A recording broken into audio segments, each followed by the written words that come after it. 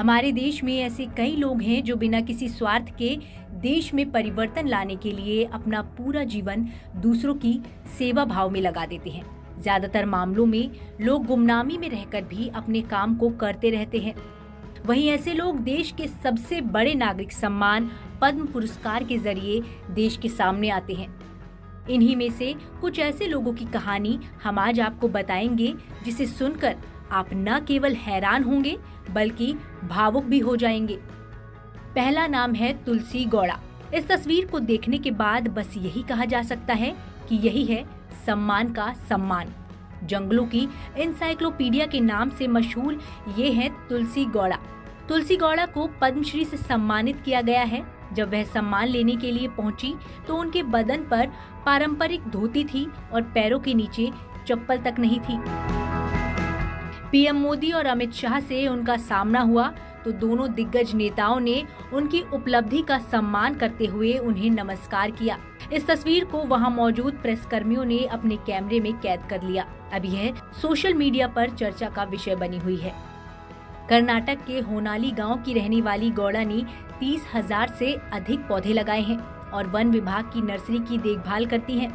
तुलसी गौड़ा को सम्मानित करने के साथ ही राष्ट्रपति रामनाथ कोविंद ने इस अवसर पर उन्हें बधाई दी। तुलसी गौड़ा को पौधों और जड़ी बूटियों की विविध प्रजातियों के अपने विशाल ज्ञान के कारण जंगलों की इंसाइक्लोपीडिया के रूप में भी जाना जाता है। मोहम्मद शरीफ, लावारिस लाशों के मसीहा कहे जाने वाले प्रभु राम की नगरी अयोध्या के समाज सेवी मोहम्मद शरीफ को भी पद्मश्री से सम्मानित किया गया। इनकी कहानी सुन आपकी आंखें भी नम हो जाएंगी। दरअसल करीब 25 साल पहले उनके बेटे की मौत हो गई थी। वे अपने बेटे का अंतिम संस्कार तक खुद नहीं कर पाए थे।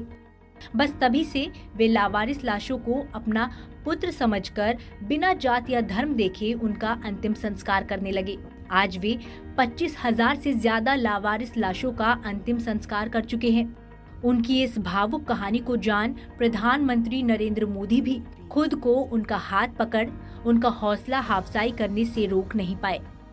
हरेकाला हजब्बा, संतरे बेचने वाले 64 साल के हरेकाला हजब्बा को पद्मश्री से नवाजा गया है। आप जरूर सोच रहे होंगे कि संतरे बेचने के लिए भला इतना बड़ा सम्मान क्यों? इसके पीछे एक रोचक कहानी है। दरअसल एक दिन कुछ विदेशी टूरिस्ट ने हजब्बा से अंग्रेजी में उनके संतरों का भाव पूछा। अंग्रेजी न आने के चलते वे उसका जवाब नहीं दे पाए। वे खुद अशिक्षित थे।